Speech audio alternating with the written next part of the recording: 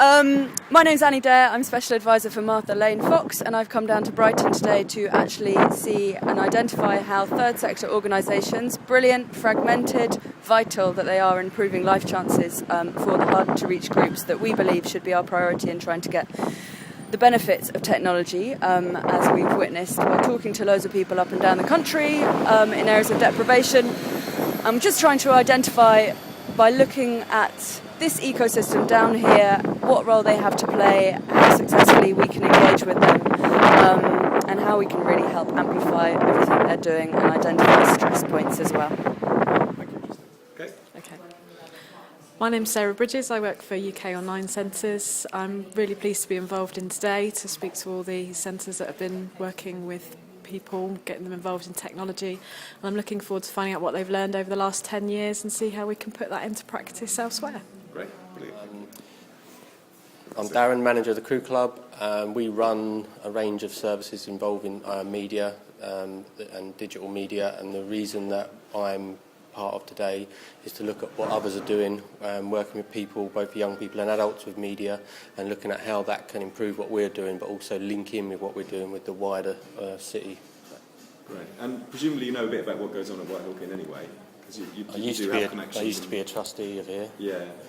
And what sort of links do you have at the moment in the sense of how you work? Well, the links are at the moment are pretty much that Whitehawkin mainly work with adults and we mainly work with young people. So the linkage is that there's a range of provision for age ranges across the age ranges. So there's nothing really specific, but there's potential for overlap because young people that have engaged in our services could potentially then come on and engage with services that Whitehawkin are running. Okay. And are there other providers in the area who fit into that pattern? You know, like the library or the school's not here now, but you mentioned Long Hill School. Yeah, well, we work closely with Long Hill School, Varndine College, hopefully in the future maybe City College, but we don't link so much with library. Maybe we will link more when the facility changes venue. The community hub to September 11. So there'll probably be more. I think what struck me was there's so much more we could be doing, and that actually we've ended up with quite a narrow offer. And actually, there's so much more about digital inclusion that isn't about work and learning, and we don't have the resources all the time to think about it. And we talked a bit about that, about the lack of opportunity to be creative, because you're always chasing a target or a bit of funding, and you're always trying to adapt what you do to fit into funding. And actually, if we were funded, if someone came along and gave us £1 million for this year, we'd do things very differently. We'd do much more, and we'd be much more creative. Okay. And where are we now? We're at the Crew Club. And what does that mean for people who are around the area? What was your impression of it from a sort of local insider point of view? This is a fantastic facility for young people kind of leaving primary school and going on to secondary school. It's a real physical base. It's a very responsive organisation that delivers fantastic, innovative, worthwhile services around sport and art and health, and gives young people a place where they feel they can belong and they can really be heard and they can really change the way that things happen and are developed, because it's a very participatory organisation. I'm a great fan, as you know. Absolutely, thank you. Right, hi, I'm Dee Simpson, and we're in Java Internet Cafe in Woodingdean. It's a fantastic project. We set it up 7 years ago now. Seems like only yesterday. It's an absolute hub for the community, a brilliant meeting place, complete with a bank of 9 computers that the community use very, very widely, used by all sections of the community. Sometimes you can come in here and see a toddler as young as 18 months sitting at one of the computers, fiddling with the mouse. And another time you come in and you'll see an old person who could be 85, 90 years old picking up their emails. So it is absolutely fantastic. It covers the whole spectrum of ages.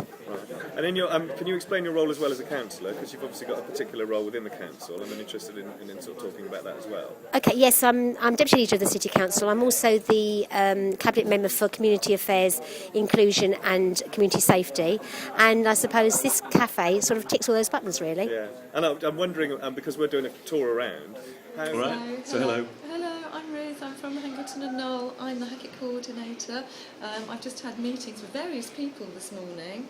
This includes Annie Dare from the Digital Inclusion Unit, Paul Sissons from the Institute of Employment Studies, He's been following up on the AACS work, which is the where we've actually managed to develop a new service within Hangleton and Knoll, which is where we can actually add on having one-to-one appointments with people who come along for training and learning. Great.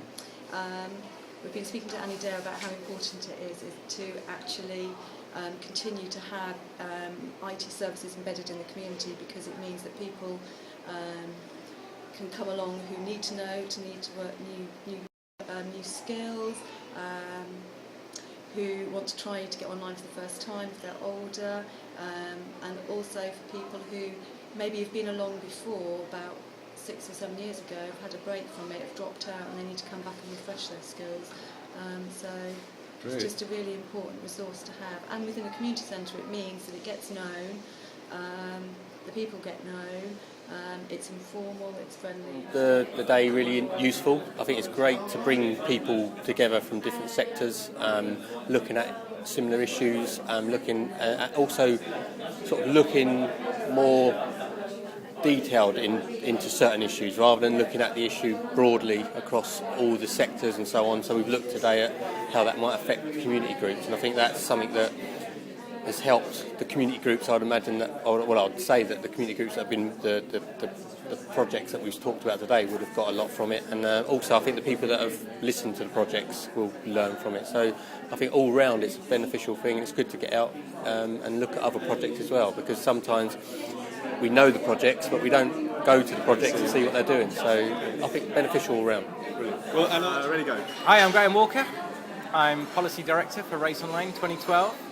That was a really interesting day because I'm really interested in how we join up all of the various local community and voluntary organisations that are trying to help people get online and do more online. And it's not often that you get to talk to people running real projects in a real locality, and today we did. And I think I have a slightly better understanding of what we need to do nationally to empower people running those projects. I'm Mark Walker from SCIP. I had a great day because I got to sort of replenish my sort of energy levels around getting this sort of stuff coordinated, linked together, much more joined up than it is at the moment, which I've done in the past and you need to continually do, I think, and I'd forgotten how much needs doing. The three things I think need to happen in the future is a greater recognition of the role of those organisations we went to see. They were really the examples of how you do it, and when you want to know what works, then you go back to those sorts of people, I think, and find out what works. Number two, get those people to link together better. Even the best sort of examples that we came across today weren't known to the other people that we met today, really. I think, and that's such a telling example of how close they are to each other. They could be working together better. They knew each other, but they didn't really know each other in the sense of what they do. And then the third thing is I really want whoever it is at national level, but particularly the champion for digital inclusion or the digital champion, to listen to those people and listen to what their problems are and help try and solve them, because they're the people who actually, I think, make the biggest difference to the lives of people who are socially excluded. So hopefully that's going to happen. I'm really excited by the idea that might happen. So, and thank you to Annie and thank you to Graham, but particularly Annie, having seen you wander around and meet everybody and interact with them, there's a really genuine interest and concern, and that's really important that you continue to do that and see them as being people you want to support and help. So hopefully that will happen. Thank you.